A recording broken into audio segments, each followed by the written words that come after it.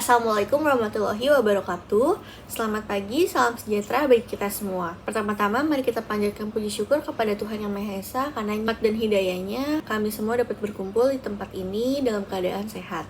Yang terhormat Bapak Ahmad Lutfi selaku dosen manajemen keuangan dan selaku dosen pembimbing saya. Perkenalkan, saya Olivia Francisca dari Prodi Manajemen dengan NIM 21101050391. Hari ini saya akan memaparkan hasil penelitian skripsi saya yang berjudul Analisis Efisiensi Capital Adequacy Ratio, Loan to Deposit Ratio, dan Bank Size terhadap Non-Performing Loan pada PT Bank Multi Arta Sentosa Tbk periode 2014 hingga 2024. Dalam rangka menjalankan misinya, bank memerlukan dana untuk membiayai kegiatan perbankan. Salah satu kegiatan usaha utama bank adalah pemberian kredit. Bank menyalurkan kredit kepada masyarakat sesuai dengan misi utamanya, yaitu menghimpun dan menyalurkan dana masyarakat. Data dari NPL menunjukkan fluktuatif mencapai 4,20% pada tahun 2019 dan 3,21% pada tahun 2020 saat pandemi. Data variabel CAR menunjukkan dinamika permodalan, penurunan dari 60,54% pada tahun 2014 ke 16,45% pada tahun 2019, lalu naik dan kembali turun ke 23,60% pada tahun 2024. Untuk variabel LDR, termasuk fluktuatif, mencapai titik terendah sebesar 38,76% pada tahun 2020 pada saat pandemi, lalu pulih ke 48,81% pada tahun 2024. Dan untuk bank size, konsisten meningkat dari 28,79% pada tahun 2014 ke 30,99% pada tahun 2024, yang menyampaikan adanya ekspansi aset. Berdasarkan laporan keuangan tahun 2023 dan 2024, terdapat berita bahwa bank telah melakukan restrukturisasi kredit untuk debitur yang terdampak COVID-19. Dapat dilihat bahwa pada tahun 2024, capital adequacy ratio mengalami penurunan, yang berarti bank mengalami permasalahan dalam kecukupan modal, dan performa loan to deposit ratio meningkat, yang berarti bank berusaha bangkit dan tetap mempertahankan bank size yang cenderung meningkat untuk meningkatkan status bank. Namun, berakibat pinjaman ditingkatkan dan berisiko non-performing loan yang meningkat. Ada pula rumusan masalahnya. Pertama ada bagaimana pengaruh CAR terhadap NPL pada PT Bank Multi Arta Sentosa Tbk periode 2014 hingga 2024. Yang kedua, bagaimana pengaruh LDR terhadap NPL pada PT Bank Multi Arta Sentosa periode 2014 hingga 2024. Yang ketiga, bagaimana pengaruh bank size terhadap NPL pada PT Bank Multi Arta Sentosa periode 2014 hingga 2024.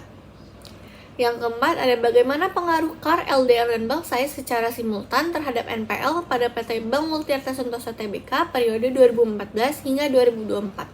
Dan yang terakhir, ada bagaimana efisiensi CAR, LDR, dan bank size dalam mempengaruhi NPL pada PT Bank Multi Arta Sentosa Tbk periode 2014 hingga 2024. Untuk tujuan penelitiannya, yang pertama adalah untuk mengetahui pengaruh CAR terhadap NPL pada PT Bank Multi Arta Sentosa periode 2014 hingga 2024. Yang kedua, untuk mengetahui bagaimana pengaruh LDR terhadap NPL pada PT Bank Multi Arta Sentosa Tbk periode 2014 hingga 2024. Yang ketiga, untuk mengetahui pengaruh bank size terhadap NPL pada PT Bank Multi Arta Sentosa periode 2014 hingga 2024. Lalu yang keempat ada untuk mengetahui bagaimana pengaruh CAR, LDR, dan bank size terhadap NPL pada PT Bank Multi Arta Sentosa Tbk periode 2014 hingga 2024. Lalu yang kelima ada untuk mengetahui bagaimana efisiensi CAR, LDR, dan bank size terhadap mempengaruhi NPL pada PT Bank Multi Arta Sentosa Tbk periode 2014 hingga 2024.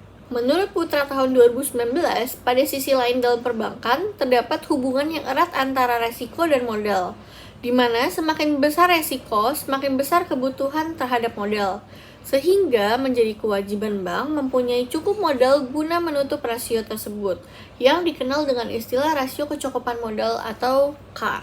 Loan to deposit ratio adalah rasio yang menunjukkan kemampuan bank dalam memberikan kredit. Biasanya, jumlah kredit yang disalurkan akan menentukan keuntungan bank. Jika bank tidak mampu menyalurkan kredit, sementara dana yang terhimpun banyak, maka akan menyebabkan bank tersebut rugi, menurut Cahyati tahun 2018.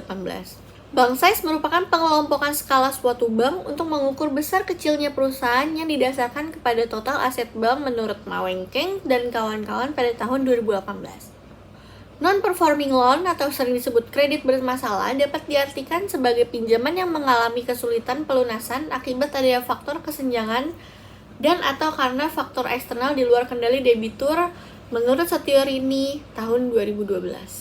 Lalu ada kerangka berpikir yang inputnya sebagai variabel X adalah CAR, LDR, dan bank size, dan variabel Y-nya adalah NPL yang diproses melalui regresi frontier dan analisis efisiensi yang menghasilkan hipotesis, uji Wald chi-square, uji Z, dan efisiensi NPL. Untuk metode penelitian, jenis penelitian yang saya gunakan adalah asosiatif kuantitatif. Tempat dan waktu penelitian adalah PT Bank Multilateral Sentosa Tbk periode 2014 hingga 2024. Lalu variabel penelitian untuk independen ada CAR, LDR, dan bank size. Lalu untuk variabel dependennya ada NPL. Populasi dan sampelnya yang saya gunakan adalah laporan keuangan PT Bank Multilateral Sentosa Tbk periode 2014 hingga 2024. Dengan teknik pengumpulan data menggunakan data subkender yang ada di laporan tahunan keuangan dari www.bankmas.co.id. Teknik analisis yang digunakan adalah uji statistik deskriptif, uji koefisien korelasi person, stochastic frontier analysis atau SFA, uji Z, uji Wald atau chi-square, dan yang terakhir ada estimasi dan pengukuran efisiensi. Untuk uji statistik deskriptif, CAR dengan mean sebesar 27,64%, dengan min sebesar 16,45% pada tahun 2019 dan maksimum di 60,54% pada tahun 2014. Untuk variabel LDR, mean sebesar 59,32%, min sebesar 38,76% pada tahun 2020, maksimumnya di 84,86% pada tahun 2015. Dan untuk bank size, mean sebesar 30,18%, min sebesar 28,79% pada tahun 2014, maksimum di 30,99% pada tahun 2024. NPL sebesar 2,04%, min sebesar 0,15% pada tahun 2015, dan maksimal di 4,20% pada tahun 2019. Untuk uji koefisien korelasi person, CAR dengan NPL sebesar min 0,5027 yang berarti menunjukkan bahwa hubungan antara keduanya bersifat negatif dan dengan kekuatan sedang. Lalu korelasi antara LDR dengan NPL sebesar min 0,0030 menunjukkan hubungan negatif dan kuat. Sementara untuk korelasi antara bank size dengan NPL sebesar 0,5737 menunjukkan hubungan positif dengan kekuatan sedang. Untuk hasil SFA-nya menunjukkan hasil signifikan. CAR berpengaruh negatif signifikan terhadap NPL, LDR dan bank size berpengaruh positif signifikan. Dengan model prediksi efisiensi Y sama dengan 24,9323 Y minus 0,0390718 X1 minus 0,0529213 X2 minus 0,6184552 X3.